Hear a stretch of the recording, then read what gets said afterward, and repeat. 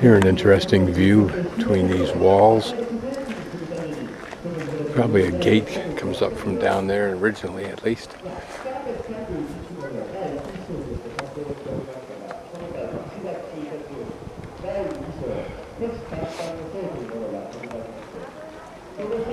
And across from the castle was this palace we've just gone through. Leaving this gate at the base of the palace, now down where the dark corridor is, or whatever they called it, corridor of darkness, and going out through this massive gate. And here, a classic example of that curve at a corner where we see two curves come together, so it accents it. I'm guessing I want to go this way, so that's what I'm going to do. Turret course, stone wall course. Now it's getting me confused. I came down not too far and it's telling me to turn around and go back the other way. I think this is where I am, right about. I would think when you showed up and looked at walls like this, and probably buildings on top of those like we've seen at the castle and so forth, you had to figure that your odds of dying that day were really, really good.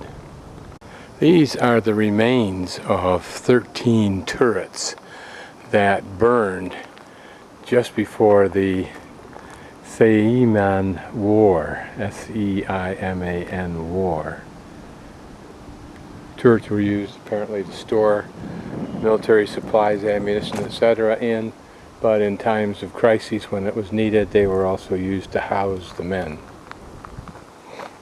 Here we get a look at the edge of the turret, or the end of this one. I wonder if that overhang again allowed for air ventilation into there.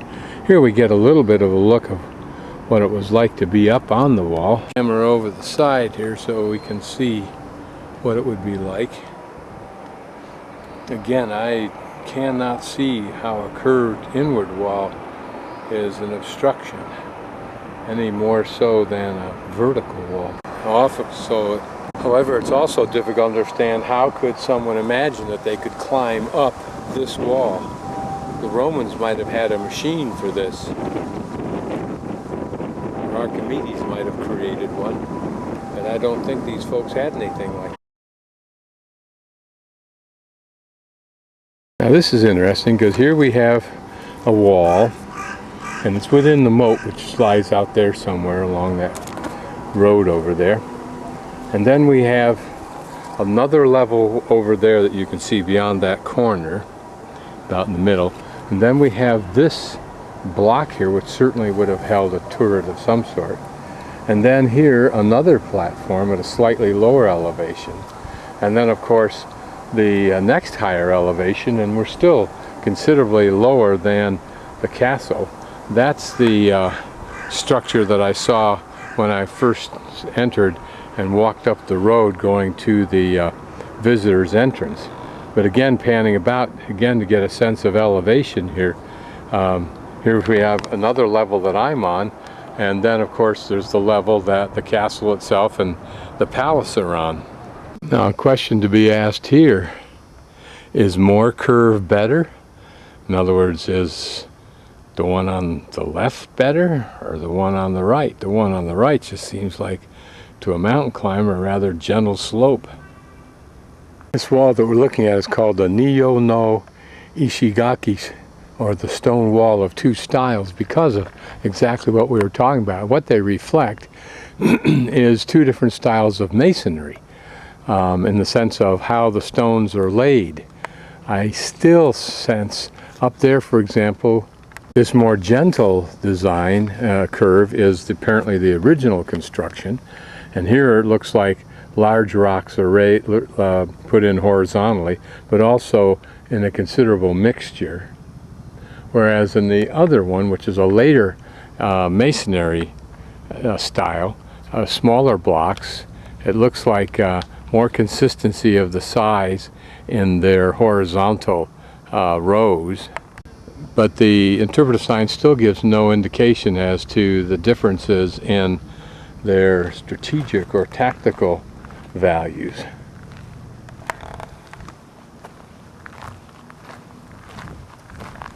And of course this joint to me is even an easier route up this wall until you get to the top, and then you're on your own. You got to have the skills and the equipment, I suppose. One thing you notice on the corner is the alternating of long rectangular blocks and short blocks, whereas over here they seem to be all generally the same size. There is a slight variation between them in alternating courses right there. I also see no indication that these were plastered over. You would think that that would somehow have made them a little harder to get up, unless the surface originally really was smooth. But certainly it is not now. There are enough footholds and handholds for the average rock climber to do quite well. To look at some of these stones and wonder what the purpose of those two notches were. What did it hold? Or that one, what did it?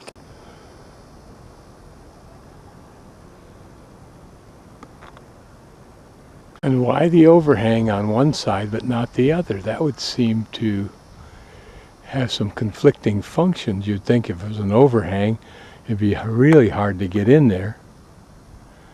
Although you can't see how it'd be a whole heck of a lot easier without the overhang. So you wonder, I'm guessing that cement portion in the center is totally new. Although these dividing stones seem to be original, but were they always in this orientation?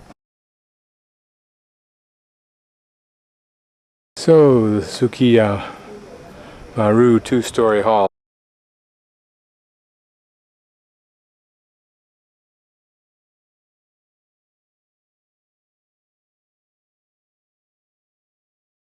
Two-story hall,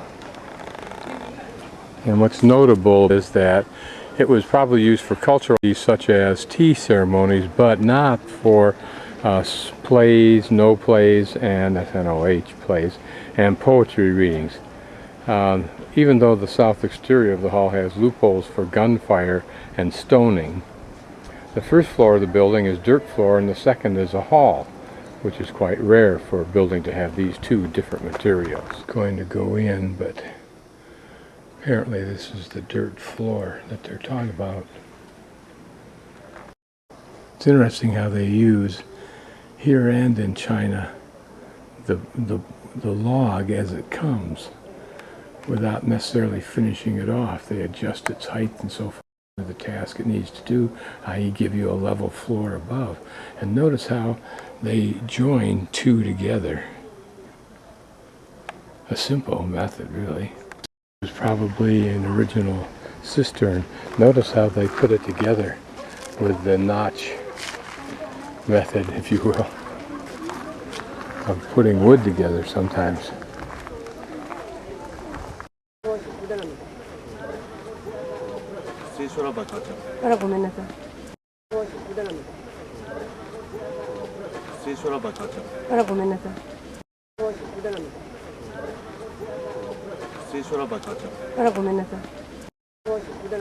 Right now is about where my thumb is,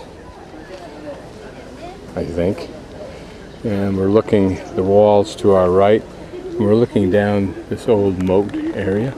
It's a pretty large expanse, steep hills. A pretty park area, although I don't know if anybody actually goes down there, although you can go down that way. Straight across there, like that. Well, that's the first little scam I had in Japan. A guy wanted to either take my picture with the castle behind me or steal my camera. Probably the first. It's about as flat as a putter's green. The drawing is from the castle. That spot you can see right there that we were at, where that building is dead center. We just cut across diagonal, the upper left-hand corner.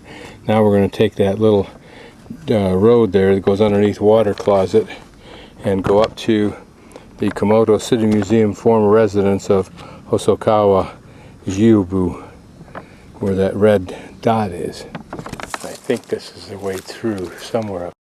I think we've seen these white flowers before, the ones that have the long pistils to them.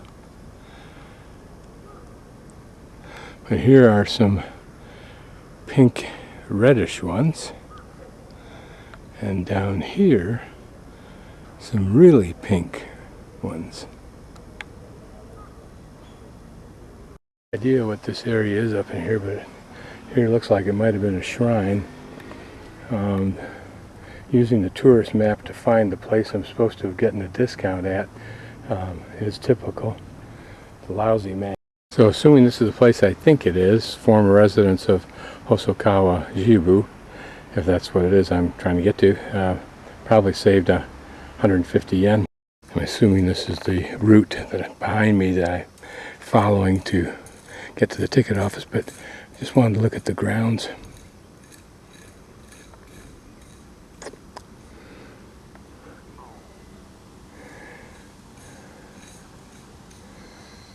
The moss is very pretty. But notice here, see how the leaves appear to be in lines? If you look closely, you'll see it's the grooves of a rake.